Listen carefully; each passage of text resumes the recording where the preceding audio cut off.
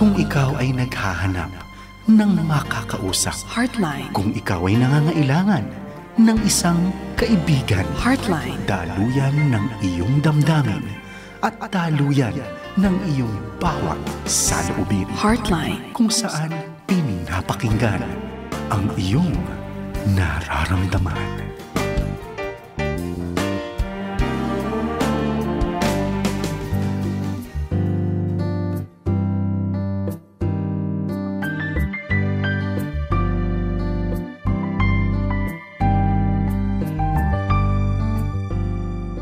Magandang gabi po sa inyo lahat. Welcome po muli dito sa Heartline Friday Night Edition. Ito ho si Kuya Pilo Laharca, ang inyong Coach Pilo.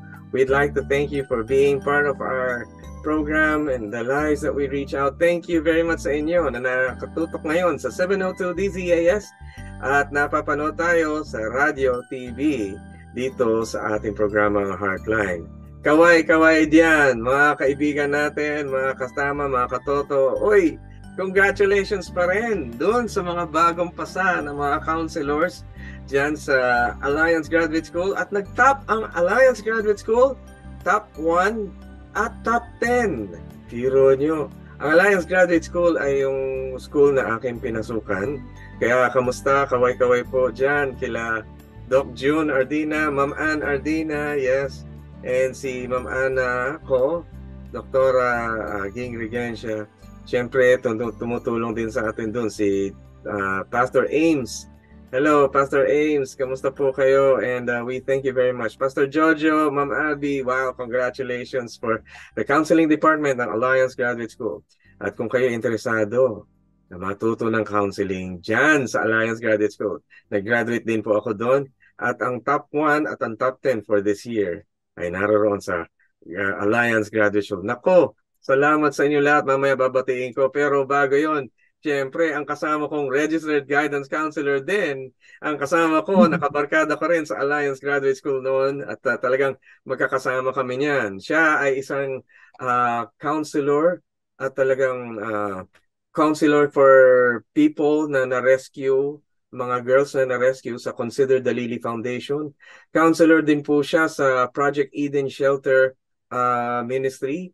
At doon siya nangangalaga ng mga abused girls. At syempre, nag-conduct siya ng family counseling sa mga teachers, sa mga kids, sa mga people na mayroong depression, sa mga suicidal na individuals dyan sa Faith Academy, Manila. And we'd like to really praise God sa kanyang availability ngayon. At walang iba, ang napakaganda at napaka-grabe, wala akong masabi. You're the one na talaga, Ate Owen. Thank you very much, Ate Owen, sa kanyang sa iyong availability ngayon. Kamusta na si Ate Rowena Domingo? Yes, hi Ate Owen.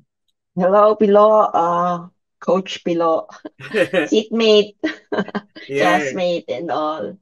I'm doing okay. Kung saan napapadpad, kung saan kinakailangan. May mga nangangailangan ng tulong. So, very fruitful naman. It's nice to obey God when He calls you. Parang, yes, oo. Diba? Yung parang aroy, tinamaan ako nun. bakit? Hindi kasi pagka tinawag ka tapos sumunod ka, parang yung fruit talaga mag-e-enjoy ka. Kasi siya rin ang nagbibigay sa'yo ng skills, ng wisdom, binubulungan-bulangan ka kung anong sasabihin mo, paano bulungan. So, actually, sinasabi ko tinamaan ako dahil kasi alam ko na mayroon ako mga bagay na hindi ba natatapos gawin na mission ng Lord. Pero sa kasalukuyan, naandun ako sa isang organization sa BPO na tinutulungan ko yung mga BPO agents, mga empleyado doon. Pero maganda rin dahil kasi pagka pala talagang tatawagin ka ni Lord, kahit saan ka pumunta, doon pa rin ikaw mauuwi. Oo, totoo yun. At kahit sa ilalim ng puno, doon kayo mag-usap, di ba? Talagang makaka-impart ka ng wisdom at saka comfort. Oo, kasi ngayon kahit sa BPO, marami. Siguro mga katoto, mga kaagapay, marami kayo nadidinig na mga trabaho sa night shift, mga panggabing trabaho sa business process or offices, mga ganon. business process outsourcing, doon ay mayroong mga mahihirap, masasalimuot, matitinding mga problema na kinakaharap ang mga tao. Bukod sa puyat, marami pang mga bagay na magulo sa buhay nila. Kaya nasabi ko na kahit saan ka pumunta, yung mission pa rin nandun eh. Nagiging kagamit-gamit at nagiging instrumento po tayo para doon sa kanilang magulong buhay para maiayos. Pero eto, Ate Owen, ako saludo sa iyo sa iyong mabuting trabaho at ministry sa mga trauma and abuse girls. Naku, pag-uusapan natin yan mamaya-maya. Kamusta naman Ate Owen? Baka may gusto kang batiin na kahit sino lang, kahit yung aso nyo.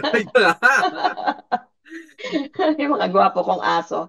Ande, batiin ko na rin yung mga kaibigan ko yan. Sila Ate Sally, si Yeah, Sally, si Tess, mga AGS din yan. Sila yung yeah. mga kaagapay ko din when I was studying and I myself was going through difficulties in life.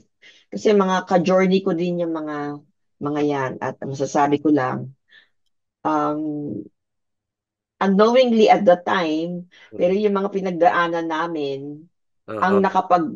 nakapagpabuti rin ng aming service sa Yes. mga, di ba sabi nga sa Bible, di ba yung the comfort that you receive will be the same comfort that you will give to others.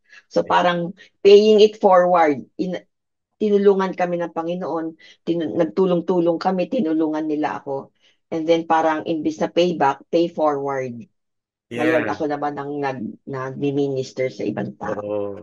Talagang kabutihan ng Panginoon na ibigay yung ating, kasi we have a generous God and so we return the generosity. We thank the Lord for that. Yan. Nako, sila, mga kasama nating mga nag-graduate, Pastor Don Reyes, thank you very much. At alam nyo, yung ating mga tawag dito, naging mga very, very good professors, thank you sa inyo dahil tinulungan nyo kami na matuto at maging magaling na counselors po.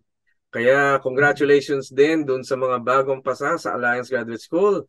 Ang top 1, si Jaris Sibal. At ang top 10, si Daniel Ann Fisalbon Resurrection. Yan. Si Cheryl Tablang, hello. Graduate din ng... Classmates. Yeah. Si Julie Ann Bulisig, Yes. Mimi Dungano, tsaka si Kuya Lemuel. Kuya Lemuel, i-guess natin yan very soon dito. Ayan. Kuya Lemuel, namimiss ka na namin, ha? Okay. Wow. Thank you very much. Mga katoto, mga kaagapay, salamat sa inyo sa patuloy pang pakikinig dahil dito pa rin kayo. Salamat kay Grace Anyon Amen, Nora Cabantog, Marinon Bonferry, Jonalyn Rosal, Rosemary Garcia, Ligaya Avila Rafon, Maria Teresa Raramalising, Perlita Hinahon, Yemar Caburnay, Ann Gomez, Lucy Tan, Christopher Rafael, Maria Teresa Raramalising, si Jean Malinaw, Asle Lazaro Manay, si Liza Duldulao, Mila Manzano, Merly Abitong, Marivic Quico, Marta Vargas, Feli Navarro, Norma Grande, Ate Jean Araya, si Sham Gaps, Eve Gui, si Morales Kitaleg, Victor Reyes, Maribel Kabugnasan, Armina Jean, hello, Leon Sixberry, Eunice Kabakuan, Dayan Masuling. Thank you very much. Marami pa tayong greetings mamaya pero alam kong gustong-gusto na ng ating mga listeners ang kanilang mga tanong ay masagot. Kaya eto, ready ka na, Ate Owen? Yeah, sige. Ready na tayo. Ready Kayong dalawa. na tayo, yes. Well, eto yung ating first listener. Sabi niya, itong tungkol sa kanyang question ay tungkol sa kanyang anak. Sabi niya, anong gagawin ko sa eldest son ko? Nagsimba siya for compliance every Sunday pero walang pagbabago. Mapagmura, may bisyo, lapastangan sa ina, aray ko, sakit. Biyuda na ho ako, hirap na akong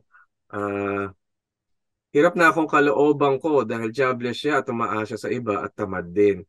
Gusto ko nang sumuko dahil matanda na ako. Galit din siya sa kanyang kapatid. Please help po ako. Very ungrateful po siya. Thanks po. Wow.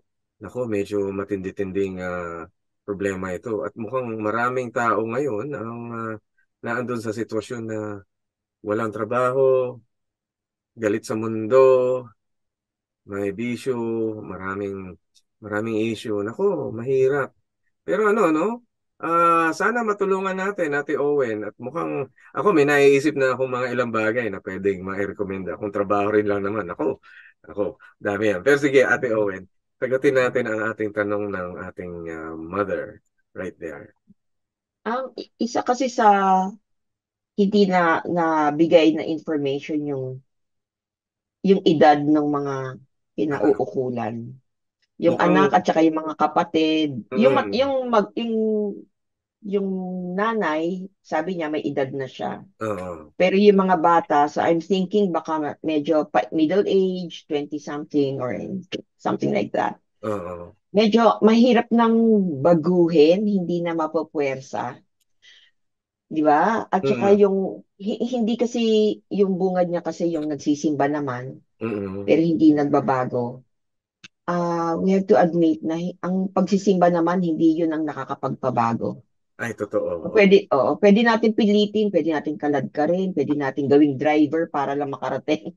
Di ba? Alam, mga sistema para lang makarating sa church. Oo. Pero hindi yan ang makakapagpabago. May mga nakikita ako sa church na natutulog, nagigame dun sa gadget. So not sa church, di Oo ba? nga, Pero, nako, mga young people, wag naman gawin ng oo. game Ay, sa hindi, church. nakita ko tatay eh. Tatay pa, nako, ano ba yan? Ama yung nakita ko eh. So, ako bilang ina ng apat na Oo. grown children, Mm, may engganyo lang ko lang yung ina dito sa letter writer na patuloy lang siya mag-pray. mm, Huwag siyang susuko, huwag siya mag-give up. Hindi natin alam baka the Lord is dealing with the son totoo, right totoo. now. Oo. Kasi yung behavior, yun ang nakikita natin eh. Pero hindi natin alam paano yung nangyayari. Mm, Pero ako naniniwala ako sa mga miracles na hindi naman din tayo ang makakapagpabago. Malay natin dun sa mga kasama ng anak ho ninyo na may yung mga kabisyohan o yung mga apply-apply ng trabaho, may bigla na lang lalapit at mag-share or mm, magbubukas ng pananaw ng, di ba, yung pag-iisip. Hindi natin alam kung sinong anghel ang gagamitin ng Panginoon yeah. to plant a seed and Oo. cause it to grow. Oo nga Kung eh. kung parang kung nasasaktan ho kayo sa mga nasasabi sa inyo ng anak ninyo, medyo step back lang a little bit and then pray and pray and pray. Hindi na ho ninyo kailangan sagutin pa o labanan o pilitin. Basta make sure safe kayo. Yun, yung safety, ano. Kaya lang kasi nagbibisyo daw eh. Baka kung anong mangyari naman sa Oo, puso oo, niya, no? oo. Ang nakikita ko dito, kunwari ang isang tao ay mayroong galit at mayroon siyang pagmumura, marami siyang mga bisyo na ginagawa. Ibig sabihin, sa kalooban ng taong ito ay magulo, hindi siya panatag, walang peace. At sigurado ko, sa araw-araw na kanyang buhay, naghahangad siya ng peace. At siguro, kahit paano, sa pag-attend niya ng Sunday, ng church, nawa ay makita yun, yung peace na yun. Nawa makita yung kapanatagan na pansamantala doon sa church. Hindi naman yung church talaga nakapagpapabago. Pero eventually, tama ka ate Owen, baka merong maging bagay na mangyari sa kanya. Alam mo, maganda yung miracle eh. Pero gusto kong isabit itong isa pang tanong na pangpamilya din. Ano? Sabi ng isang listener pa natin, humihingi po ng payo sa akin ng pamakin ko. Nabuntis niya po kasi yung GF niya. May work na po sila parehas and di daw sapat para bumuo ng pamilya. Kaya po, for him, tingin niya ay di pa siya handa. Gusto daw ng parents nila ay pakasal na sila sa kabila na sila ay ready, na kahit hindi pa ready. Ano po may papayo nyo? Tama lang po ba na magpakasal kasi buntis na kahit hindi pa handa? Naku, teka, parang ito yung komplikasyon ng mga buhay kapag na iba yung hindi maganda yung prinsipyong pinaguhugutan. Pero anyway, Ate Owen, you go. Go. Mm-mm. What can we say about this? Integrate natin Parang mamaya itong dalawang listeners natin. Ako. oo, nung kapanahunan ko, pagka nabuntis yung babae out Oo. of wedlock, automatic yan pakasal. Oo. Walang ibang patutunguhan kundi doon. And Oo. then, hindi pala, na-realize ng mga tao, hindi pala yun ang solusyon. Kasi once na kasal na sila, at hindi rin sila handa na magbuo ng pamilya, Mm. at yung feeling nila na trap sila sa marriage, Oo. na Oo. hindi sila nag-aaway-away, tapos lalong nagfe-fester Mm. yung problema. Yung problema na. Yung habang umaandar yung panahon na dahil nakita nga ng mga tao yung wisdom doon sa, o sige, ganito na lang. Wag muna, yung word na muna, wag muna kayo magpakasal, Mm. lalo na kung teenage pregnancy, kasi ang mga Ay, teenagers, oo. maano pa yan eh, paiba-iba pa isip niyan eh, pagka tinali mo, meron akong mga Oo. kakilala, 16 years old, pinilit magpakasal na Ay, magulang. hindi pwede. Ay, oo, hindi. So kunyari, let's say, sabihin na lang natin, adult na. Pero kung may trabaho naman, sige, pagsikapin nila na alagaan nila ang isa't isa para alang-alang dun sa bata. And Oo. then, give it a certain period of time.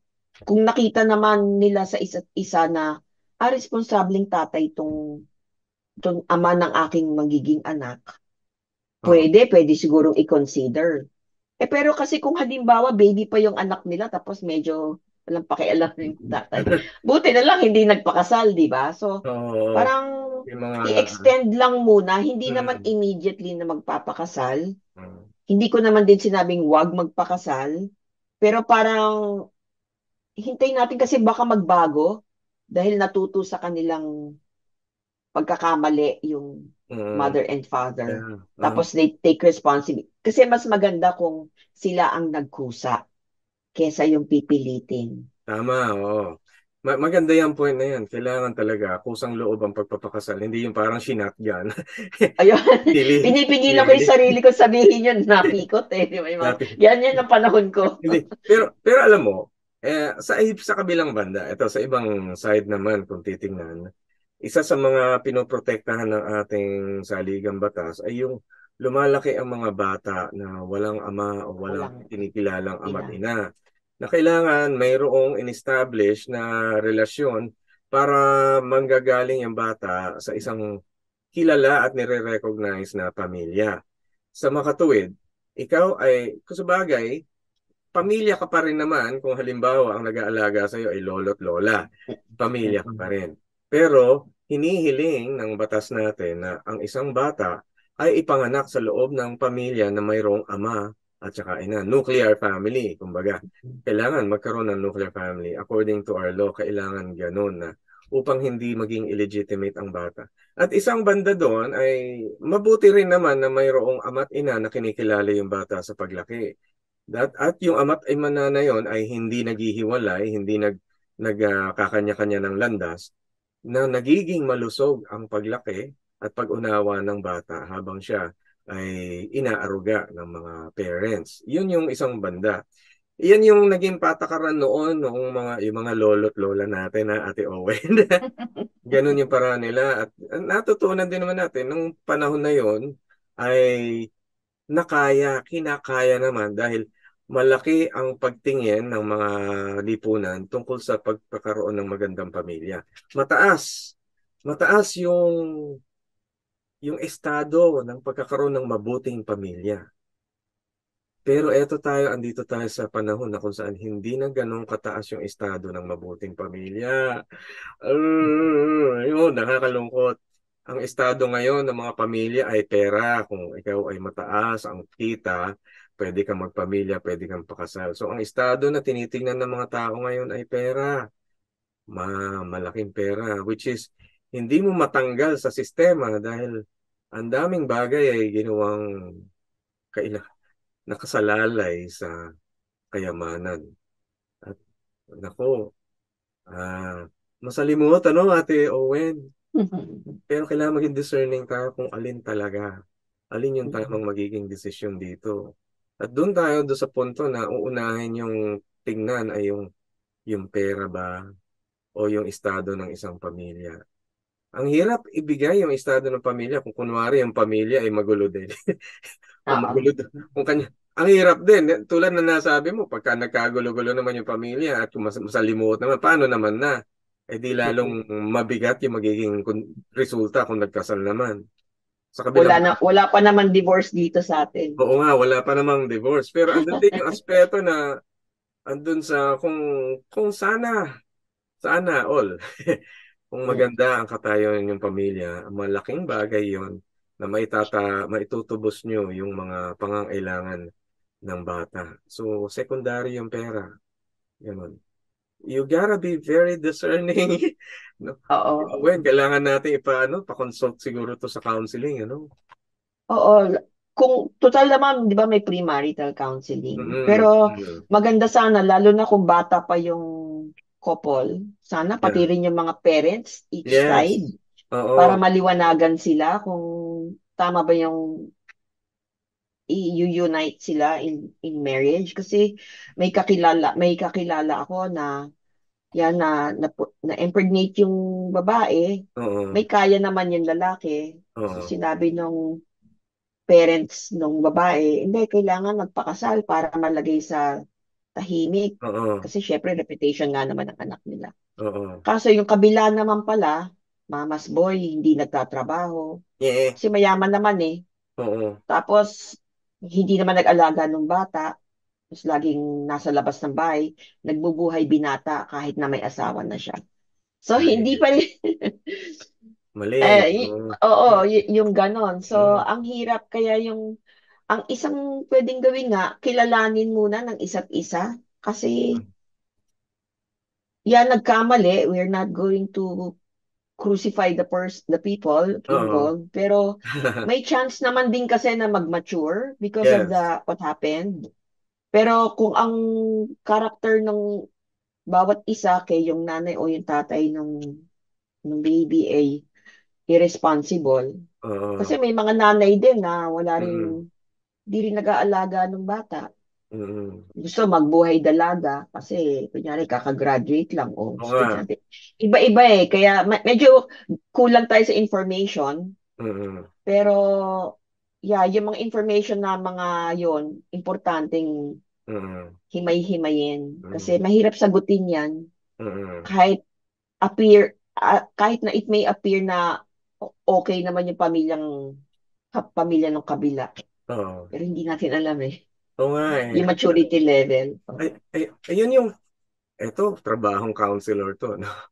I-design mo talaga, hindi mo pwedeng sabihin, ito na yung tama, ito na yung mali. Talagang kailangan mong masalimuot na paghalukay Mm-mm. ng mga Mm-mm. impormasyon, ng mga kalagayan ng mga tao. Importante At yun. saka alalay. Oo. Alalay Kasi sa kanila. andito tayo sa panahon na hindi mo alam kung alin yung prinsipyo na makakagaan. Pero kung sinunod lang natin ng ating lipunan yung prinsipyo ng Diyos nung umpisa at pinahalagahan natin yun at pinagpatuloy natin, mas madali. Mas madaling Mm-mm. malaman kung alin yung dapat gawin dahil meron na tayong pamantayang sinusunod. Pero andito tayo sa panahon na iba-ibang pamantayan, ang Mm-mm. gulo-gulo ng mga lipunan, kaya ang dami-daming masalimuot na direksyon. Hindi natin alam kung alin yung nakakatulong. Pero ang pinakamaganda doon ay kung alin sa pansamantala sa ngayon, ano yung nakakadulot ng makakaginhawa o makakaayos, makakagaan. Kung ano yung makakagaan, yun yung ating nagiging alternatibo Mm-mm. na sana dumating tayo doon sa punto na hindi lang yung magaan ang ating hinahanap, kundi kung ano Mm-mm. yung nararapat sa mata ng Mm-mm. Diyos ay magawa din nating magaan para sa bawat isa. Dapat Mm-mm. talaga yung lipunan ay nagtutulong-tulong na maging magaan ang kalooban ng Diyos sa bawat isa. Ang hirap Mm-mm. ngayon eh, no, ate? Oo. Pero gusto ko lang din isingit yung kapakanan ng bata. Oo, Kasi yeah. habang nasa sinapupunan pa lang siya, nararamdaman niya kung tanggap ba siya o hindi. So kung halimbawa, Oo, ay, oo. nasa sinapupunan pa lang siya, tapos naririnig niya yung mama niya under a lot of stress dahil napapagalitan ng mga lolo't lola. Tapos yung papa niya ayaw siyang tanggapin o nag-uurong sulo. Nararamdaman yun ng bata. Kaya parang now is not the time for people outside the womb, Oo. kumbaga, outside world, to be arguing, Yeah. arguing Oo, about what may is epekto best for yun the eh. child. Kahit nasa Oo, sinapupunan pa sa lang. nasa tiyan pa lang siya, oo. Kaya siguro habang nandiyan pa siya, pag-aangin nga kay mama yung journey niya ng pregnancy. Yeah. Bigyan siya ng proper nutrition, tapos Oo. patulugin siya, pasyal siya, mag-usap sila ng tatay, ng kalmado, hindi na pupwersa o papakasal na raw tayo. Eh, ayoko pa. Oo. Ganun. Hindi naman dapat Kalma lang pwersahin eh. muna, tsaka na natin yan pag-usapan. Medyo Oo. delaying factor lang. Hindi ko naman sinasabing layuan yung tatay. Kasi pagka linayo, kasi meron din inherent dun sa mom na Mm-mm. she wants to be with the dad Yes. of the Oo, oo, child. oo, Na oo. kahit ano nga sama ng tatay, parang ano yun eh, kasama yun sa dynamics ng Oo, mother-father oo. triangle eh. Oo, Kaya nasa kahit pagkatao anong natin ilayo eh. mo, oo, oo. So, narinig ko kay Harold Sala noon eh, parang hindi, sabi niya, meron siyang research I guess, na sabi niya, usually pagka hindi natin gusto yung tatay nung baby, kunyari ako yung parent, na ayaw ko yung tatay nung baby, ipaghihiwalay ko. Mm. Kailangan nung nanay, tsaka nung baby, yung tatay. Oo, oo, So, pinaglalayo mo. So, may ganun dynamics na oo. naapektuhan yung mother and yung mga abandonment issues ng baby habang nasa loob. Oo, yan tatlo na yan talagang yan yung isang bagay na naikintal din naman sa ating mga Pilipino na talagang ang pamilyang buo ay may nanay, tatay, anak. Yan yung pamilyang buo at talagang nakaukit yan sa ating kultura. Yung Oo, pagkatawag oo. nanay, tatay, anak, yun yung tunay na representasyon ng Trinity. Madalas ganun yung Oo, oo, representation ng Trinity. oo. Mother, father, child is the family, the Mm-mm. combination. Yan yung unit eh. Di ba yan Oo, yung yung basic unit ng basic unit family? yan. Hindi mo paghihiwalayin na. Yan yung unang Mm-mm. pinaka elemento na ng pagsasama. Alam mo, Oo. ito Wait, tanong, but of course, kung safety ang factor, oo, kailangan naman din ipaghiwalay. Pero oo, kung ano yun, plan B, oo, pagka nako. safety ang pinag-uusapan. Oo, kaya nga eh. Pagka natalakay natin maya-maya yung tungkol sa abuso, nako, lalo pa. Eto na nga yung panahon, nako, malapit na po, Lord, malapit. Andito tayo sa panahon na yun eh. Hindi man, malamang marami magsasabi, hindi naman yung sinasabi ng Biblia. Alam ko, mayroong mga taong tutulig sa dyan na bakit hindi nyo pagpapakasalin eh. Hindi naman yung sinasabi ng Biblia. Tsaka meron din mga taong sasabi, kailangan isang ayon natin sa kagustuhan ng Diyos. Talaga, totoo. At nais nating ipaalam sa lahat na sundin natin kung magawa natin, pagsamasamahin natin bilang komunidad bilang lipunan, sundin natin ang nais ng Diyos para sa ating lahat, hindi lang para sa ating sarili o pamilya, kundi pati doon sa buong lipunan natin. Sama-sama nating magawa yun. At kapag nagawa natin yun, ako, hayahay. Ang sarap siguro, madaling mas resolve yung mga ganyang problema. Pero wala tayo doon. Lumala ng lumala talagang na napababa ng pababa, umabot ng mumulesya na nga ng mga anak ngayon, mga tatay na Oo. mumulestya pa.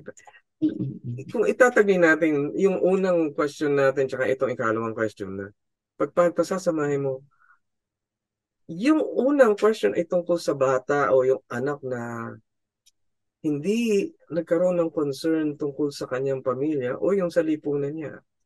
Ito naman ikalawang question ay yung tungkol sa pamilya na may concern sa lipunan pero hindi naman nakikita yung kalagayan ng individual na Mm. ayun. So, ang gulo, no? Oo. Ang gulo, kailangan talaga natin ng Panginoon sa mga bagay na ganito. Ang karunungan ay siguro manggagaling dun sa alam natin makakagaan ng kalagayan para mapalapit sa kabutihan at grasya ng Panginoong Diyos. Mm. What do you think, Ate Owen? Oo, parang yung kaninang sinabi ko rin na yung sa ina. Yung sa first question, yeah, mabigat sa kalooban ng isang magulang yung binabaliwala ka ng anak mo. Oo. I'm also presuming na nabibitawan siya ng masasakit na Oo. pananalita, baka namumura pa. Masakit talaga yon. Kaya Oo. for her safety, mag-step back lang. Pero Yeah. talaga yung prayer niya, Lord, ikaw na ang magbigay ng liwanag sa pag-iisip ng anak ko. Mm-mm. Diba? Panganay man siya o hindi, pero ang Panginoon lang ang pwede magbigay liwanag sa pag-iisip ng anak mo. Oo. Ganon din dun sa second question na at this time na malaking suporta ang kailangan ng batang magulang. Kasi I'm assuming bata pa kaya nagdi-dictate yung Oo. magulang. Oo. Na sana magbigay din ng wisdom ang Panginoon dun sa mga magulang nitong dalawa na hindi naman yung ura-uradang magpapakasal, pero to be discerning din. Mm-mm. Parang tutulungan yung anak na lalaki na suportahan mo yung yung nanay ng magiging anak mo. Tapos yung magulang ng babae tutulungan din na maging healthy yung kanyang journey, yung 9 months journey o ilang months na lang yung natitira. And then Mm-mm. pagka kunyari naka-recover na sa childbirth, sige siguro pwedeng pag-usapan ulit kung ano ang magandang areglo. Yeah. Kumbaga, nadidelay lang ng konti. Wala tayong Mm-mm. sinasabing tapos na wag Oo. magpakasal o Walang kaya o mag-conclude muna. magpakasal o walang ganon. Walang Sa conclusion ngayon, muna. yung kapakanan nung mag-ina. Yeah. Kailangan yun. Ano? So, para sa inyo naman nakikinig, maging discerning, maging matalas ang pag-iisip na hindi sa bawat sitwasyon, sa bawat problemang kinakarap, hindi isang bagsak o isang sagot lang ang makikita ninyo. Maraming kasagutan sa masalimuot, sa iba-ibang uri ng problema na maengkwentro natin. So dito sa Heartline, pinipilit natin yung karunungan ay magtagumpay. At tayo ay kailangan pa rin sumasang-ayon sa Panginoon. Panalangin talaga, Ate Owen. Ano, tama, Ate Owen. Mm-mm. Manalangin kayo kasi yung mga bagay na hindi natin hawak, tulad niyan, yung kalayaan ng isang tao o yung pag-iisip at pagbabago ng buhay, wala sa kamay natin eh. Alam natin ang Panginoon ay mayroong ginagawa patungkol dyan. Ako, patuloy natin pag-uusapan pa yan, ano, dahil ako, mahaba-habang inuman to. Kaya kunin nyo na yung inyong mga, kunin nyo na yung inyong mga iniinom dyan, tsokolate, kape, o wag kayong walang lasingan dito. Meron lang, ano, ayan, pang magandang usapan, ano. At nais kong batiin din yung mga, alam nyo, marami tayong mga, tawag dito, mga kaagapay, mga kaibigan. Hello, hello dyan sa mga kasama natin sa Japan. Si Ate Ging, si Kuya Ferdy Katabay, at kasama ang kanilang mga anak. Happy listening dyan sa Tokyo Baptist Church sa Tokyo, Japan. Kasama si Ate Melen Damian, si Ate Karen Damian. Thank you very much sa inyo. And marami ding magandang gabi din sa mga kasama natin sa New York. Kuya Monde Bernal, Ate Shanine Bernal, tsaka yung kanilang anak ni si Isabel. Hello, magandang umaga sa inyo. At congratulations, Ate Caroline Lamoste. Ikakasal na. Ay, hindi, kinasal na pala. Nako, kinasal na. Thank you very much sa inyong love life. Si Ate Caroline Lamoste ay naging guest na rin natin dito. And congratulations, Pastor Don Reyes. Thank you very much for passing the board exam. Ayan, ano. Alam ba mga kaibigan, mga katoto, patuloy niyo pong suportahan ang Heartline Friday nights, pati yung buong mga kasama natin from Monday to Friday dito sa 702 DCAS. At alam niyo, kapag meron kayong kailangang counseling na services, online, meron pong libre. Ibinibigay ng Philippine Association for Christian Counselors. Kasama ka, Ate Owen, di ba? Ayun.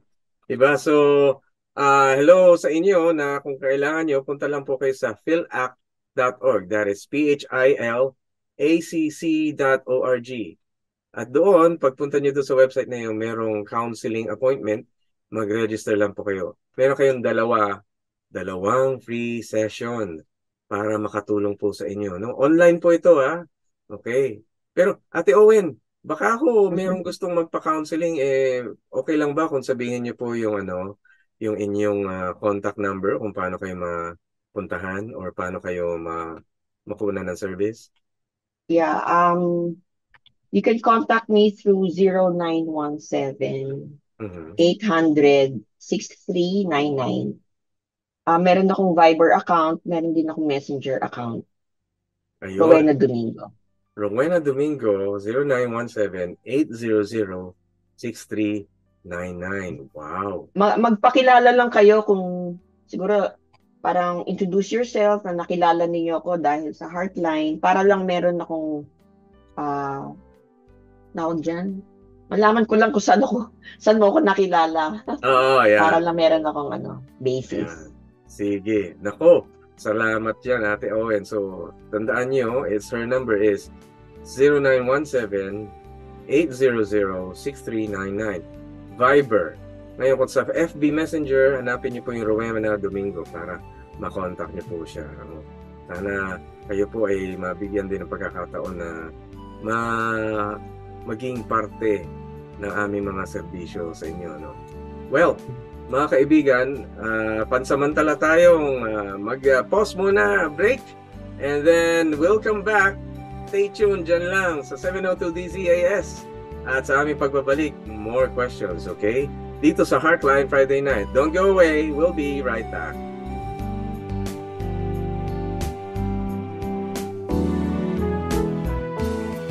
Heartline, kung saan pinapakinggan ang iyong nararamdaman.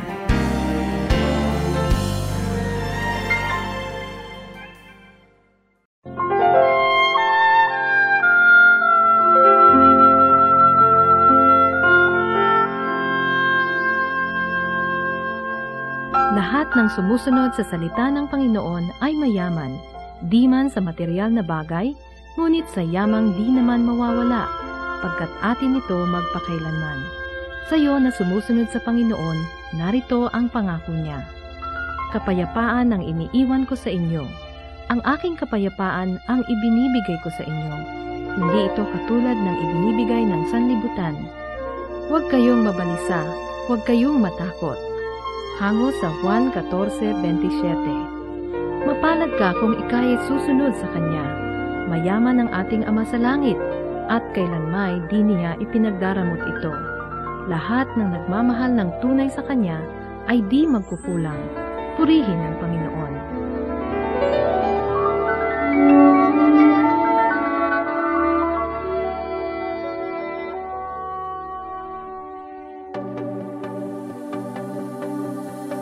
Siyang nagpasimula hanggang matapos, siya rin ang magpapala. Sa kanyang 76 na taong pagbabahagi ng mabuting balita ni Kristo para sa mundo. Ito ang Far East Broadcasting Company Philippines. Sa Mindanao, 1062 DXKI, your friendly voice, Coronadal City. 1116 DXAS, your community radio, Zamboanga City. 1197 DXFE, the Good News Radio, Davao City. 103.3 DXJL, your positive choice, Cagayan de Oro City. 106.9 DXGR, Radyo Gandingan, Cotabato City. Sa Visayas, 1233 DYVS, Sweet Voice of Salvation, Bacolod City. Up 987 DYFR, Life Changing, Cebu City. 97.5 DYFE, Unang Tugon ng Pamayanan, Tacloban City. Sa Luzon, 1143 DZMR, Missions Radio, Santiago City. CARE 104.3 The Way FM, Legazpi City. 106.3 DZRK, Quezon, Palawan. 98.7 DZFE, The Master's Touch, Metro Manila. At 702 DZAS, Agapay ng Sambayanan, Mega Manila. FEBC Philippines, ibinabahagi si Kristo para sa mundo. Heartline, kung saan pinapakinggan ang iyong nararamdaman.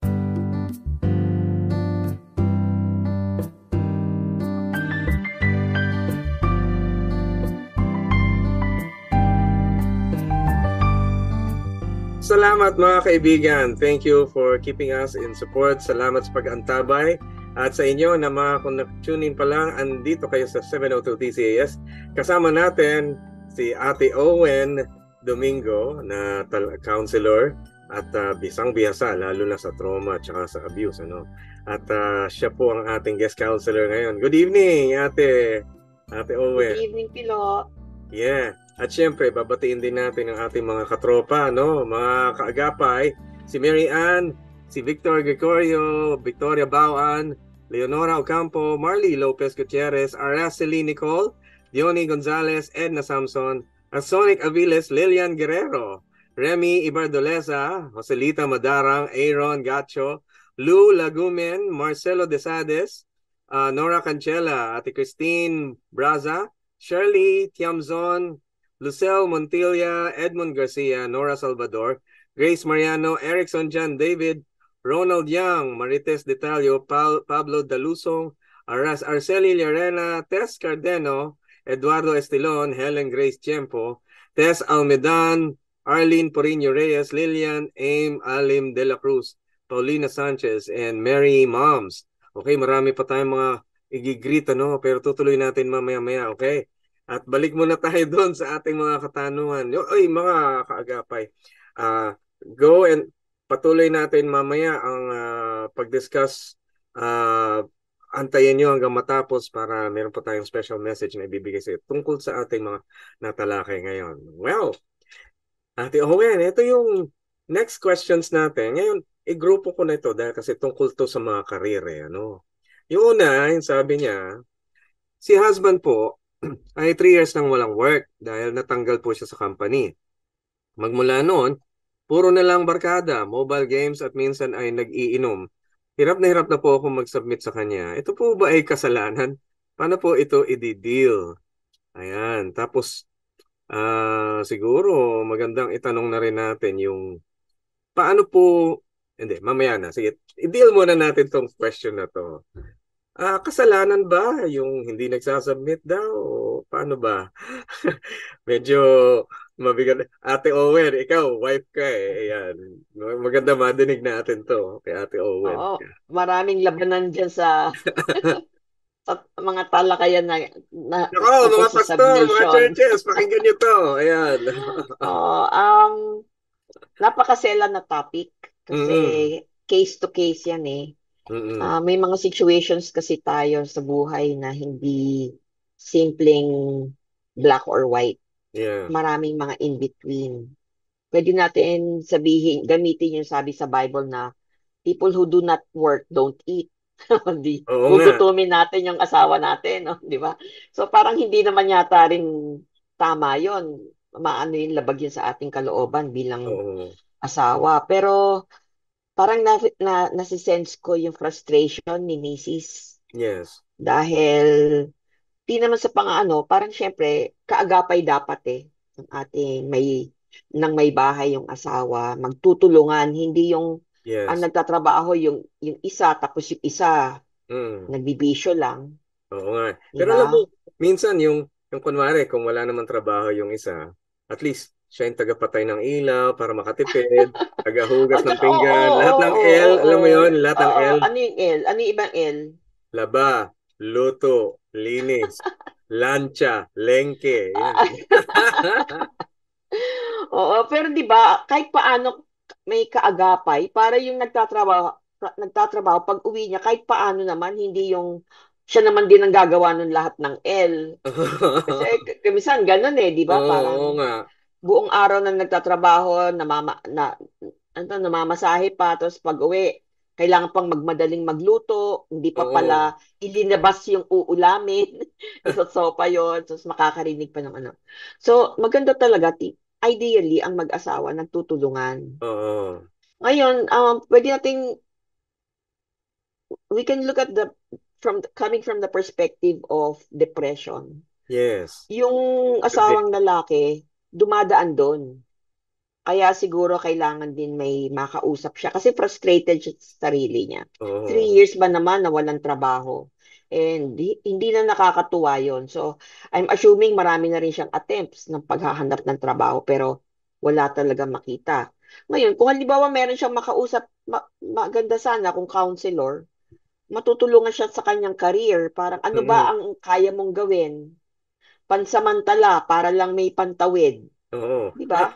Di meron naman, din yung kung ano pa, yung kaya mong aralin para kung hindi ka oo, man oo. skilled, meron kang ma-develop na skill. Oo, kasi iba yung situation eh. Kasi sa ngayon talagang competitive. Ngayon, kung Mm. mag-a-apply ka nga ng trabaho, kulang ka naman sa skills, eh wala talagang mangyayari. Tapos meron din ako mga iba tinutulungan ko kung paano gumawa ng resume. Yan, Kasi oo. sabi ko, yung mga resume na yan, mga CV na yan, para marketing planning. Papakita Yan. mo kung ano yung kaya mong gawin. Pagagandahin mo naman din. Pero syempre, hindi ka naman magsisinungaling. Ano talaga yung Magandang kaya mo? ministry yan. Ako, Ate Owen. Oo. Actually, magandang habit din na malaman mo kung ano ang iyong personal capacities, capabilities. Dahil maganda rin makilala mo yung sarili mong abilidad upang Mm-mm. malaman mo kung ano yung mga resources mo, ano yung mga pwede mong alternatibo. Kaya Mm-mm. makikita mo, binless ka talaga ni Lord dahil doon sa kadadami-dami ng panahon. Sigurado may experience ka. Sigurado. I-share ko lang if you would allow me. Kasi Sige. nung nagkapamilya ako, 10 years ako stay-at-home mom. Wow. Ten Ang career years. ko talaga, oo, ang career ko talaga is architecture. And Mm-mm. then nung nanganak ako at nanganak, sunod-sunod, I decided to stay home. And sadly, my husband passed away Oh. after 10 years of marriage. So parang bigla akong kailangan bumalik magtrabaho na wala akong experience na napaka-technical nung career ko. So parang hindi ako pwedeng bumalik lang doon. But Mm-mm. I needed to find a job. So di eto na, meron merong inoffer sa church namin na mag-head ng isang missions organization. Yeah. Ang kasama kong nag-apply, dalawang pastor at saka ako. Oo. Long story short, ako yung natanggap. So, sa sobra kong nagulat. Kasi bakit ako yung natanggap? Eh, Amerikano yung boss ko. Di tinanong ko siya, if I may ask, why did you choose me? Tapos sabi niya, yung 10 years na experience mo sa bahay, na-develop yung pagbabudget mo. Oo. Parang sa HR, yung apat mong anak na pag pinag-aaway, time management, hindi ko Hmm. talaga naisip yon. Oh, Pero wow. Pero sabi ko, oo nga, ano, nung time na yun, nagbo-bookkeeping ako kasi lahat ng gastos namin. Nung stay at home, ma'am, as you know, wala akong trabaho, yung asawa ko nagtatrabaho. So, kwenta ako ng kwento o saan napupunta pera. Ganun. Oo, So, oo. nagamit ko yon administratively kasi wala akong training ng administration dahil nga sa design and planning ako ng architecture eh. Oo. Tapos napunta ako sa admin na trabaho. And nag-flourish yung trabaho ko. So, wala talagang masasayang. Kaya nung Wow. after ko nag-work doon, naglipat-lipat ako kasi eventually yung mga anak ko, lumalaki na, I had to get a bigger paying job. Kada nag-apply ako, natatanggap ako eh. Kasi ang sinasabi ko lang kung ano yung kaya kong gawin. Hindi ko Wow. na binabola, parang lahat kasi Oo. na pinapagawa sa akin, gagawin ko. Nag-host ako ng mga events, Oo. nag-ano ako ng fashion show, nag-direct ako ng parang sabi ko, Lord, ano ba itong mga pinagagagawa ko? Out of nowhere lang yon. Parang kunyari malalagay ka sa isang lugar, Oo. tanggapin mo, and then you seek God, bibigyan ka ng mga contacts, ng mga abilidad. Kaya kahit yung mga kaibigan ko, yung mga colleagues ko back then, sabi nila, sino pa tatanggap sa akin? 40 plus na ako. Oo. Sabi ko, yung job ko na to, 42 years old ako, tinanggap ako. Tapos ano ba yung mga Amen. Praise background ko? God. Oo, di ba? 10 years akong ah, stay-at-home mom and then sa missions pa ako Oo. nag-work. Oo. So, kung Wow. mag-apply ako sa secular job, sasabihin niya, anong ginawa mo doon? Nagpastor ka? Sabi ko, hindi ho. Pero nag-arrange ako ng mga banquets, naggawa ako ng SEC documentation ng aking opisina. Parang, anong malay ko doon? So, Wow. going back dun sa tanong, yung sinabi mo pala na mag-evaluate ka, tignan mo, ano ang pa pwede mong gawin. Kung magaling ka magbuting-ting, di magbuting-ting ka kasi talino yan di ba? Oo. Yung tactile intelligence. Kung Mm. magaling kang makipag-usap sa tao, mag-try ka ng ibang klaseng trabaho. Kunyari, sa marketing. It Marketing. can Yeah. be anything. Oh. Ayan. Para ka pa lang si David, ano? Dahil ikaw ay parang na-train sa sa hands-on na pag-aalaga ng mga tupa. Ganyan. OJT. Oo, tapos hands-on mo yun. Tapos inihahanda ka pala para humarap sa Goliath. Di ba? Oo. Nako, ay ang sarap nito. Uy, kaagapay yung nagbigay ng question nito. Baka ito na yung sagot mo. Baka ito na yung sagot mo. Huwag mong mamaliitin ang ginawa ng Panginoon sa buhay mo kahit 3 taon yon. May mga bagay na nangyari doon. Naging pagkatao mo na at naging bagay na pagpapala sa iyo at magiging pagpapala palalo. Sana ma-encourage niyo po yung asawa niyo na maging ganun. Pero yan Wala palang sayang. Walang sayang doon sa panahon. Walang sayang doon sa kung ano man yung alam natin parang natenga tayo, wala tayong trabaho. Walang sayang yun. Ako, dami kong share pero ito, tanungin natin yung yung tanong pala niya na kasalanan daw po ba yung pag-submit? O paano ba yun? Ay, sorry na nalihis ako sa tanong. Sabi kasi doon sa Bible, yung submission as unto the Lord eh. As unto the Lord. So mag-usap kayo ng Panginoon. Lord, paano ba? Kasi yung pagsasubmit ko dito sa asawa ko, pero kung dinidisrespeto naman ako, medyo kailangan may boundaries. Mm-hmm. Hindi ko naman sinasabi na babastusin din niya yung asawa niya. Pero magsiset siya ng boundaries. Hanggang ganito lang ang papayagan kong gawin mo. Ngayon, kung ikaw ay mag-iinom, yung sahod na pinaghihirapan ko napupunta lang sa alcohol, o kunyari meron akong isang kakilala na pupunta sa sugal, tapos uuwi talo, maitang ulo, lasing pa, parang kailangan, teka muna, hindi na kita bibigyan. Kasi itong perang pinagtrabahuhan ko, itong perang pinagtrabahuhan ko para sa pamilya. Ngayon, kung lulustayin mo lang sa hindi magandang paraan, tapos kami magugutom, medyo stop. Yung mga ganon, hindi na sinasubmitan. Medyo strong ako doon. siguro naman ang ibig sabihin na submit unto the Lord like kinikilala natin ang Diyos bilang mabuting Diyos at mayroong mga kabutihan siyang ginagawa sa atin. At ang nakikita ko, ang pag-submit sa Diyos ay pagtugma din doon sa kanyang kalooban. Kaya siyempre, tama naman, hindi dapat naman na sumubmit tayo sa tao na hindi naman sablay sa kalooban ng Diyos. Hindi naman maganda. Pero tingnan natin ang isang tao na nilikha din ng Diyos na kahit paano, meron pa rin respeto at hindi naman dapat yurak-yurakan o maliitin naman kaagad. May mga taong walang trabaho. Pero hindi ibig sabihin na hindi na sila tao, wala nang halaga. Huwag naman sana ganon. Huwag naman ganon. Extreme naman din yon. Oo. Huwag naman ganon na parang pag walang trabaho tao, hindi na siya mahalaga. Hindi naman ganon ang tingin ng Panginoon sa taong yun at hindi rin tayo dapat ganon sa Panginoon. Yun yung kasalanan. Yun, oo. Pero tulungan natin mapabuti ang tao, maging mabuti siya sa impluwensya na meron tayo. Gagana yun eh. Gaya yung una nating listener. Alam ko na merong impluwensya tayo doon sa kanilang kalagayan tulad doon sa mga yung eldest son ng ating listener na una. Merong impluwensya ang Panginoon at hindi mo dapat tanggalin sa utak mo yung posibilidad na may pagbabago pa. Nakakatulong yun sa pagbabago ng isang tao kung naniniwala tayo na kaya niya. Mare, sabihin ko, alam ko kaya mo. Alam ko kaya mo magtrabaho. Alam ko kaya mo. Mahanap ka ng paraan, mahanap ka ng tiyempo. Alam ko kaya mo. Sana at the soonest time, sagipin mo yung mga pamilya mo, yung tayo. Meron tayong pamilyang aakuin. Kaya mo. Gawan mo. And then I will encourage as a person. Pero ito maganda. Dahil kasi kung tungkol din naman sa encouragement, yung ikalawa na itong isa pa nating listener ay patungkol sa trabaho din. Ang tanong niya, kapag ba nag-fail ang isang tao sa kanyang career many times, ano po ang maipapayo nyo para bumangon mula dito? O di ba? Swak na swak. Para avoid ang duel dito sa pagbaba ng self-esteem. Ayun.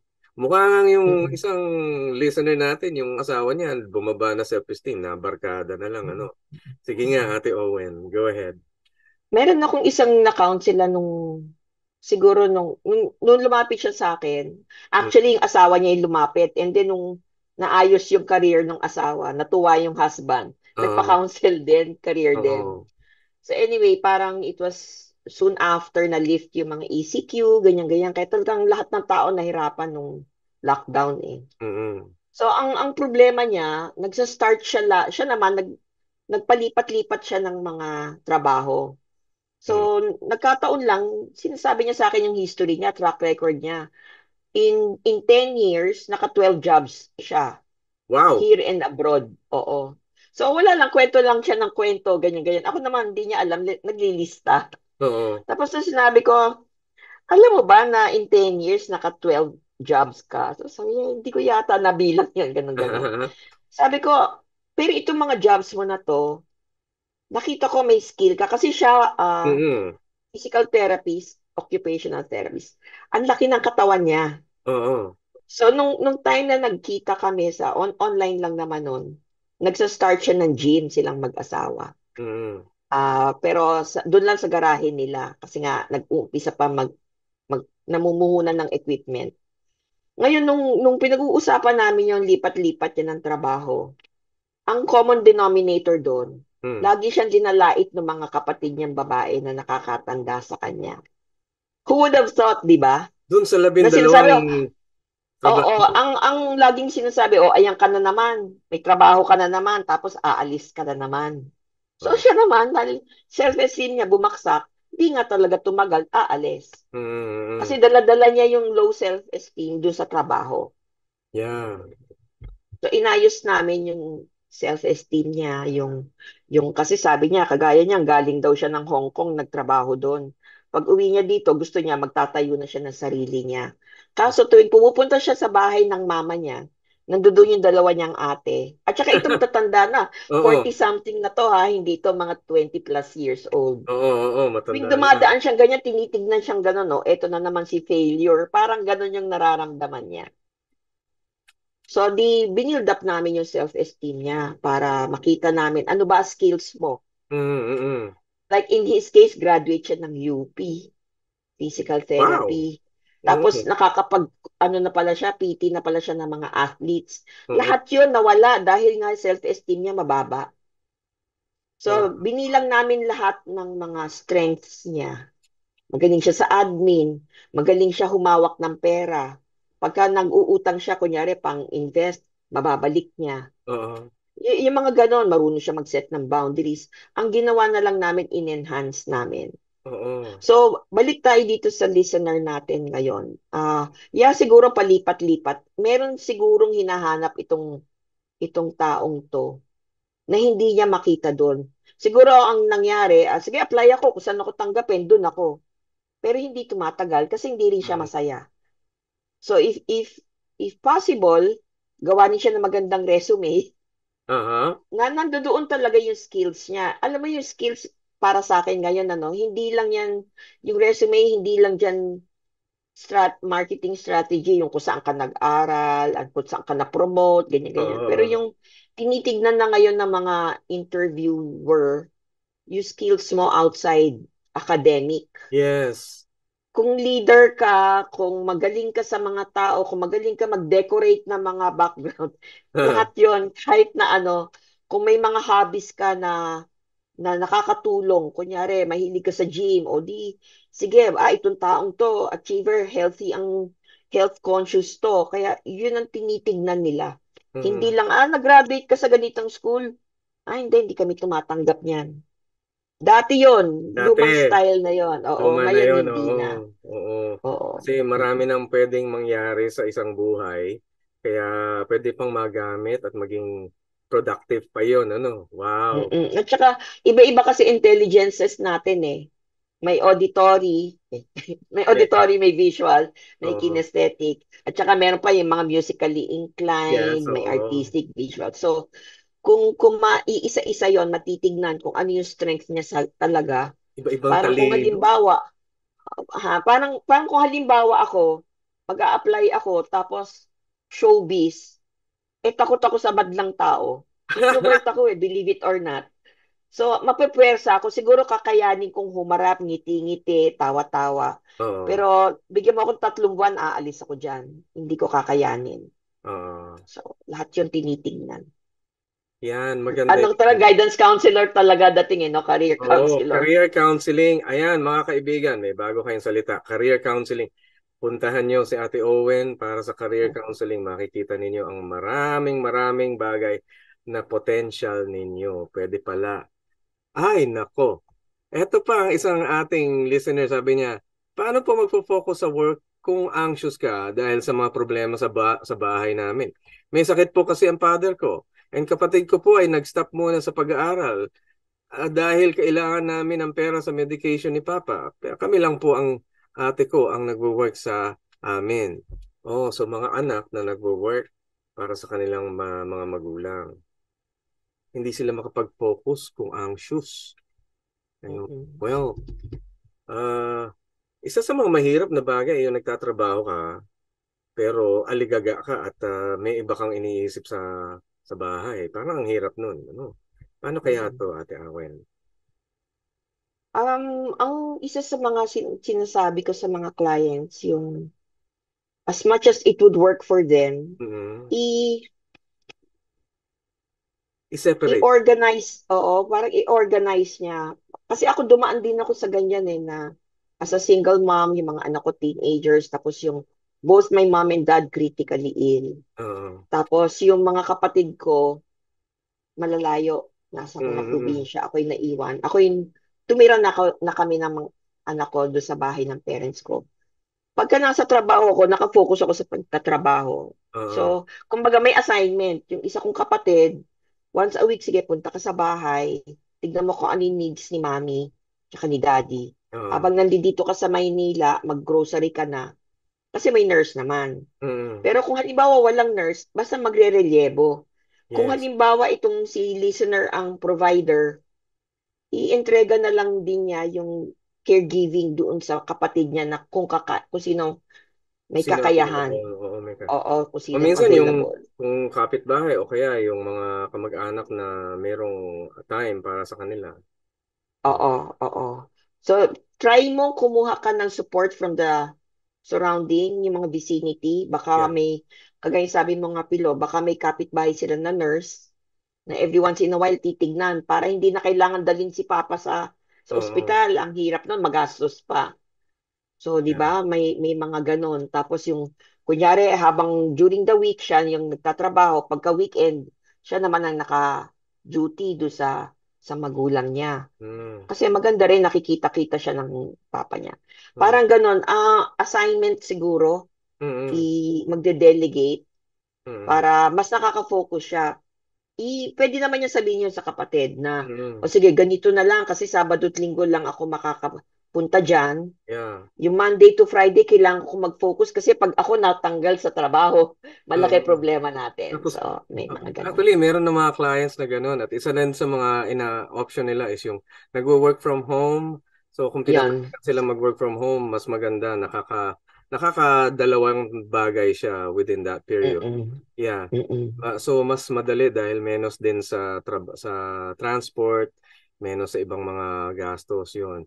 So andito na yung options ngayon. Marami nang pwedeng gawin para maging workable yung kailangang i-attend sa bahay at sa opisina. Pero definitely pansamantala lang ito dahil yung may mga tao naman na in-expect natin magre-recover, na-expect naman natin na maasenso ka din. Yan. It will happen. So this is just for a season.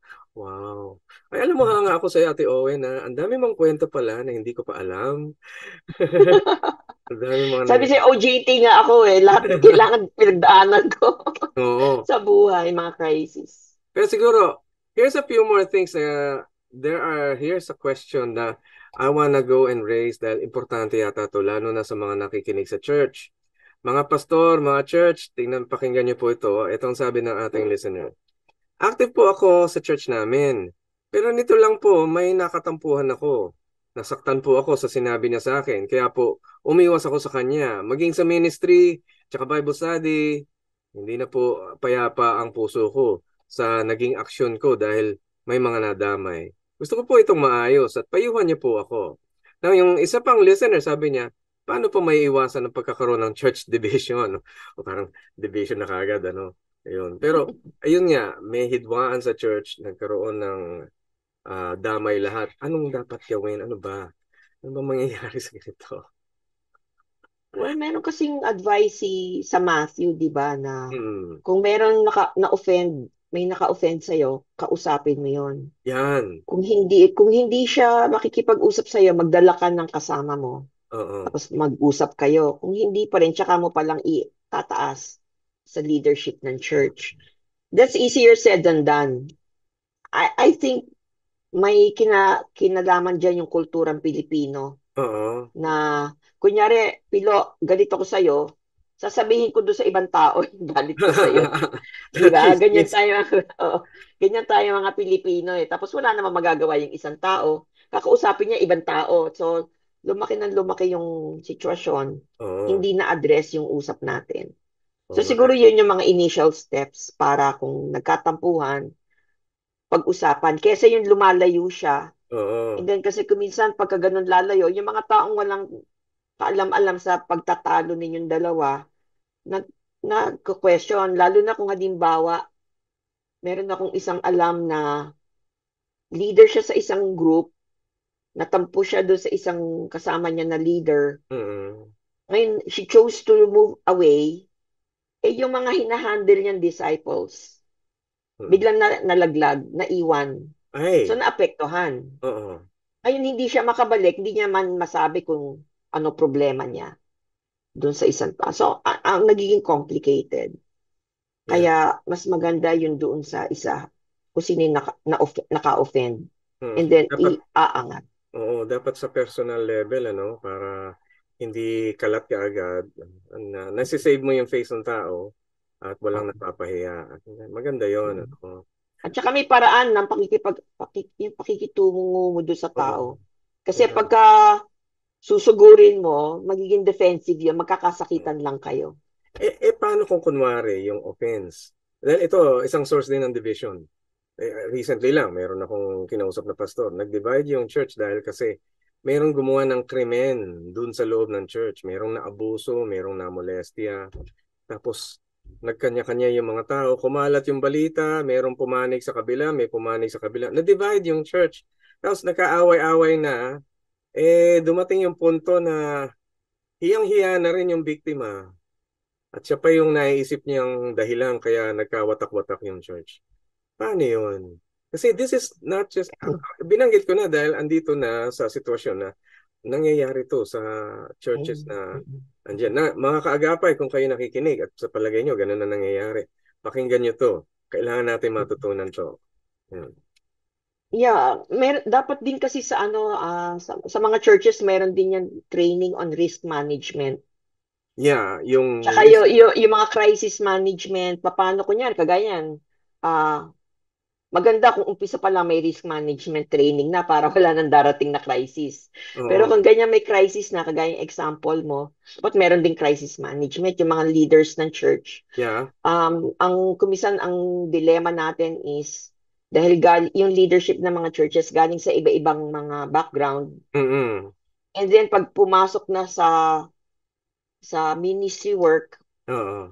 parang iniwan na nila lahat ng mga training nila dahil Oo. ito, ministry. Oo. Hindi Nandiyan, syempre, dapat. yung trust factor and Oo. commitment, ganyan. Pero, pagka nagkaroon ng crisis, madalas Mm. tumatalikod sila eh. Parang, hindi yan nangyayari dito. In denial. Denial, nako. Oo. And Kaya, nabanggit mo pa kanina, kailangan maintindihan din nila yung child protection or child child safety. safety. Yan, pati yung mga pagkakataon, kailangan maintindihan din nila kung ano yung justice system na ibinibigay ng ating bansa para makatulong sa kanila na maging oriented din kayo sa kung paano umandar ang hustisya dito. Nako, Ate Mm-mm. Owen, gusto kong umiyak sa'yo. Ang Meron ako dami. dating nakausap sa church nila. Parang buti na lang mindful yung father ng bata. Oo. Yung sa youth ministry nila, may mabait na pastor na very close siya sa mga bata, sa mga Mm. youth. Tapos after the fellowship, hinahatid naman niya isa-isa. Tapos nagtaka lang minsan yung isang father na, bakit yung anak ko ang huling-huling hinahatid, samantalang anak ko yung pinakamalapit ang Pinakamalapit ang bahay bahay. do sa Oo. church. So nagtanong lang ng ganon, parang curious question lang yung yung father. Yung pastor na yun may asawa at anak. So nag-imbestiga sila. Wala namang masamang nangyari, pero parang it opened the eyes of the bigger church. Na ay teka muna. Kasi sometimes we hire for safety leaders reasons in our church. Yeah. Sometimes or many times we hire people who have very charismatic personalities, who may ease sila makitungo sa mga bata. Yun naman ang gusto natin, di ba, na maging safe and comfortable yung mga bata, ganyan-ganyan. Kaya lang ang nakakatakot dahil church leader to, at yung bata, malamang, sana naman hindi, baka may problema sa bahay. So pag dumadating sa church, yung lahat ng attention niya, pagmamahal, trust na bubuhos do sa leader, and then anything can happen with that. Ay, alam mo, Ate Owen, totoo. Minsan, hindi lahat, pero minsan kung ikaw ay nasa pwesto ng pamumuno, madalas may mga pagkakataong mabubulagan ka ng iyong kapangyarihan. Nakakabulag talaga yung kapangyarihan at yung tiwalang ibinibigay sa isang tao na minsan pwede mo maisip na i-take advantage mo to. Ito lang naman ito lang naman, maliit lang to, pero yung maliit na yun, lumalaki. O kaya kape-kape lang naman di ba? Coffee lang naman kailangan ko rin makaramdam ng sarili kong kalayaan. Pagod na pagod ako sa pamumuno dito. Kailangan makaramdam naman ako ng ng konting bisyo. Hindi maiiwas na kapag ikaw ay nasa pamumuno, pwede kang mahulog. Dahil maski nga si Haring David nahulog At maraming hari ang nahulog. Sana ma-recognize ng ating church na isa yun sa safety plan, isa yun sa mga pamamaraan na dapat bantayan na huwag tayo masyadong kumpiyansa sa pagiging andun tayo lagi. Kailangan natin magpahinga. Kailangan ng relyebo ng ating mga leaders. Sana may mga nagre-replace, mayroong umaalalay, pumahalili. Naku, pagka masyadong At saka yung may intercessory group. Always praying for the leaders. Yes. Speaking of intercession, pag-pray po natin itong ating mga kasama na nakikinig, pati yung mga questions na na-deliver natin. I'll give it to you, Ate Owen. Please go ahead. Sige, let's pray. Father, itong kinalalagyan namin sa ngayon ay napakahalagang posisyon dahil dito mo kami linagay, dito mo kami tinawag para manilbi sa inyo. Opo. Panginoon, ang mga churches po talagang ginagawang target practice ng kalaban para mabuwag. Kasi alam niya na darating ka na, kaya pilit niyang sinisira at binibreak up ang mga simbahan. Itong topic namin na huli, coming from the listeners, napakahalaga po ito. Hindi ito po pwedeng bigyan ng babaliwalain. Kasi ultimately, ito yung goal ng kalaban. Panginoon, may you put a hedge around our churches. Yes. The church leadership, particularly the senior pastors, the associate pastors, the youth leaders, the youth pastors, the ministry leaders, every single one of them, Lord God. May you continue to guide them with wisdom, with discernment, with compassion, yes, so that they will be able to minister to their members. But most important of all, Lord God, is to have that listening ear so that they will know and they will receive guidance from you. Yes. Father, I commit to you the listeners of this program. What a powerful way to reach out to those who are confused, those who have so many questions, those even who are lost. But Father, I commit them all to you. Kahit na po, Lord, by accident, nasagi lang nila yun. May napindot lang sila sa kanilang radyo, sa kanilang keyboard, at narinig nila yung particular question na talagang yun ang pinag-ngingit-ngit nila o talagang concern nila. Kayo na po ang bahala, Lord, na makarating sa kanila ang mga kasagutan na hinahanap nila patungkol sa kanilang kinalalagyan ngayon. Yes. I lift up to you, Lord, yung mga family members nila dahil hindi lang naman sila yung naaabala o ang concern, kundi pamilya nila. Na pag-usapan nga po namin na the family is the basic unit of our society. Kaya yan din po ang gustong buwagin ng kalaban. Secure nyo po sila sa pagmamahal ninyo. Alagaan nyo po sila. Pati na rin po ang mga babies na nasa sinapupunan pa lang, kayo na rin po ang may hawak sa kanila. Panginoon, I lift up to you the heads of the family. Yes, Lord. Kayo na po ang magbigay sa kanila ng guidance, ng strength, ng wisdom sa pagiging leader ng kanilang pamilya. Salamat po, Panginoon, sa pagkakataong ito na makapag-minister sa mga tao. Huwag po sana sila madala, pero Lord, nandito po ako at si Pilo para po maka-deliver ng konting kaliwanagan sa mga pinagdadaanan ng mga tao. Maraming salamat po. Pagpurihin po ang inyong pagmamahal, ang inyong pagka-Diyos sa aming mga buhay. Yes, Lord. Sa ngalan ni Jesus. Amen. Wow, praise God. Ate Owen. Well, just one final thing. Last time, ibigay po natin, Ate Owen, ang inyong contact number para ma-contact kayo for counseling. Sige. My cellphone number is 0917-800-6399. And then you can reach me through Viber using that number and through FB Messenger, Rowena Domingo. Ayan. Thank you, Ate Owen. God bless you always. Pagpapala sa iyo. Yes. And I really am so happy that you're here with us tonight. Mga kaagapay, salamat sa inyong pagpatuloy na pagtangkilik dito sa ating program ngayong gabi, dito sa Heartline Friday Night. At sa ating mga natalakay ni Ate Owen, thank you very much, Ate Owen, for being our guest counselor. Doon sa ating mga natalakay, ay mapapansin ninyo, meron parang isang importanteng tema na dapat nating ma-discuss. Iyon yung patungkol sa pamumuno. At talagang importante na sa ating pamumuno tayo ay mayroong discernment sa lahat ng pagkakataon. Kung ikaw ay nasa isang estado na kailangan mong gumawa ng pasya at mga desisyon, kailangan yung mga bagay na gagawin natin ay mayroong matalas na pagkilatis sa mga bagay bago ka gagawa ng isang desisyon o pagre-resolba sa mga problema.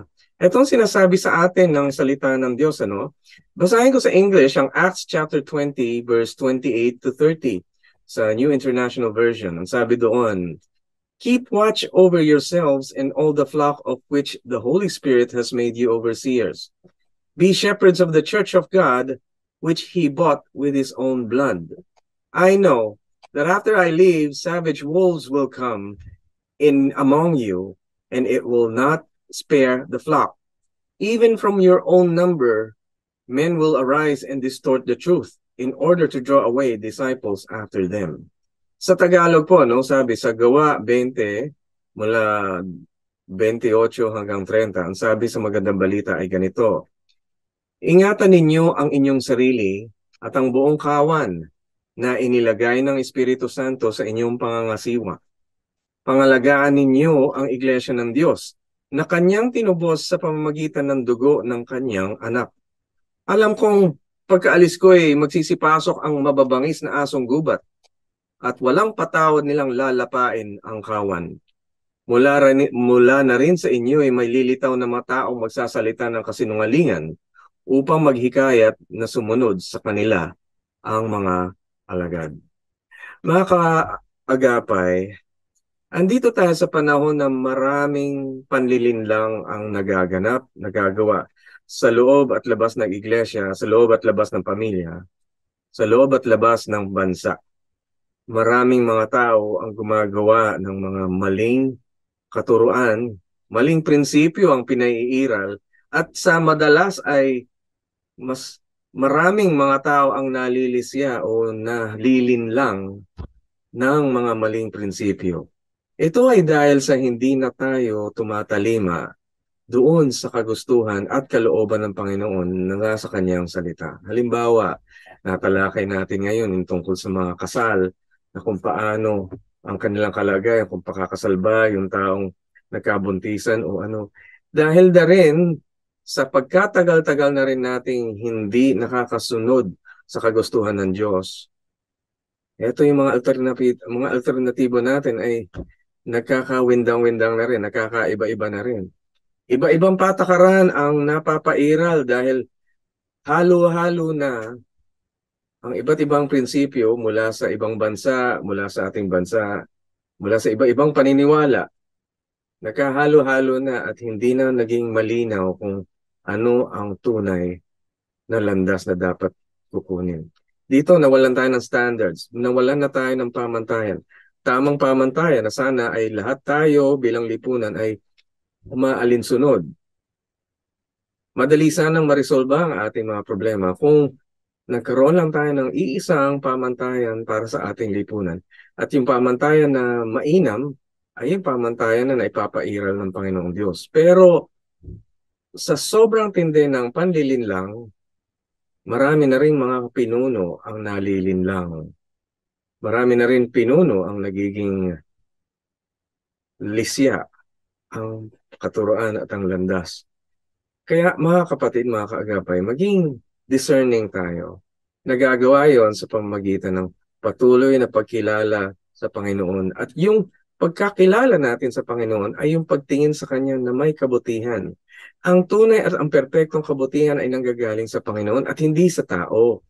Hindi natin kailangan mapanlinlang sa pamamagitan ng pagbibigay ng buong-buong tiwala natin doon lamang sa mga taong ating nakakabilangan. Pero inihiling ng Diyos na tayo mismo ay kilalanin ang Panginoon, ang kanyang kabutihan, ang mabagagandang prinsipyo niya, upang sa ganon meron tayong gabay kung saan tayo tamang lumandas. There will be places where we will be deceived by many teachings, by many false doctrines. But the only way to protect us from that is that you know that when you believe in God, in the goodness of God, according to His Spirit, which is love, joy, peace, patience, kindness, gentleness, goodness, faithfulness, and self-control, all these things, when you discern it, you will understand that the principles they follow, the principles you will follow, will only guide you to the right and good track that the Lord has made. Ang mabuting kaloob ng Diyos ay narariyan lagi. At kung meron kang bagay na susundin, alam mong taliwas yata ito doon sa kabutihang iniisip ng Diyos, hindi iyon ang tama. Ang Diyos ay mayroong pamantayan na perpekto. Pero higit lang diyan, huwag tayong masyadong papakasiguro na kayo na mga pinuno, tayong mga namumuno sa isang church, ay tayo ang tanging otoridad para doon sa ating mga kinabibilangang kawan. Tandaan nyo, pwede rin tayong bumagsak. Kaya dapat alam din natin ang iba't iba pang aspeto ng buhay na dapat nating pangasiwaan, kagaya ng hustisya, kagaya ng pangangalaga sa ating mga kawan, pangangalaga sa mga bata. May mga batas na nagpapatungkol sa safety and care for children. Kailangan din ng pangangalaga at safety, mga pamantayan sa kung paano dapat ipairal ang mga prinsipyo ng kasal. Prinsipyo ng pamumuhay sang-ayon sa ating lipunan at pamumuhay ayon din sa ating Panginoon. Mga batas na hindi naman lisya, na hindi naman malayo doon sa ating salita ng Diyos. Doon maging discerning po tayo dahil mayroong mga pamantayan ang ating Diyos na sumusuporta sa batas na ipinaiiral ng bansa. Huwag pong masyadong mag-isip na tayo ang magiging batas sa ating church o sa ating lipunan o sa ating bansa. Darating yung punto na tayo ay mamumuno pero ang pamumuno natin ay sumasang-ayon pa rin sa pagkakalikha ng Diyos na ating kapakanan, kagaya ng mga bagay na pumoprotekta sa atin. Ang mga batas ng ating lipunan, mga bagay na pamantayan patungkol sa krimen, mga pamantayan na ating kinabibilangan ng mga society, the social norms that we have to exercise. Ang rason ay pinagkaloob ng Diyos, ang pagkakaroon ng matibay at maayos na pagrarason. Hindi nanggagaling sa pagiging pikon o galit, hindi nanggagaling sa pride o sa pagmamataas. Marami po ang mga bagay na nagaganap ngayon na kailangan natin ng discernment, ng matalas na pagkilati sa lahat ng bagay. Sana po ay itong programang ito magsilbing inspirasyon sa ating mga kalipunan at mga leaders na lalo pang tumugon na may pagpapakumbaba sa harapan ng Panginoon at maibalik natin ang ating bansa sa tamang landas at pamantayan na sinasagawa ng Diyos at siya rin naman kanyang pinipreserve sa ilang mga bagay na kumikilo siya sa ating bansa. Makikita niyo po yon sa mga susunod pang mga programa at hari nawa makapagpatuloy tayo sa ating program. Dahil sa inyong suporta, patuloy lang po na bigyan niyo po ng pagkakataon ng FEBC na makakakuha ng support sa inyo. At kung kayo ay biniyayaan ng Panginoon na binibigyan ng salita ng Diyos, wala pong obligasyon. Feel free to go and donate to FEBC, okay, sa Far East Broadcasting Corporation. Okay. Ito po si Kuya Pilo at ako po ay nagpapasalamat din doon sa mga kasama natin at kaagapay natin sa Bukaway at Transmitter site dito sa sa mga engineers natin. Thank you very much for being with us at patuloy din kayo na nagiging pagpapala sa atin. Si Ate Kayla Escalante, ang ating assistant, yan, ang ating PA. Salamat din sila Kayla Protec, Nat Peralta, Reggie Villena, Jonathan Reyes, Benjo Morano, at si engineers Chris Molina at JV Tabua. Thank you very much sa inyo. Ito po muli si Kuya Pilo Laharca. At kung sa inyong mga katanungan ay may mga follow-up, isend niyo po sa amin. Kung nais niyo po ng face-to-face counseling, available po ako sa Back to the Bible. Kung saan doon ay nasa West Avenue. Kasama ko doon si Kuya Ken Guillermo. At doon sa mga doktor na aming kaagapay, doon ay patuloy pa kaming nagsisilbi dyan sa Back to the Bible Philippines Christian Medical Specialist. Ito po si Kuya Pilo Laharca. God bless sa inyo. Take care. Have a wonderful night and see you next time.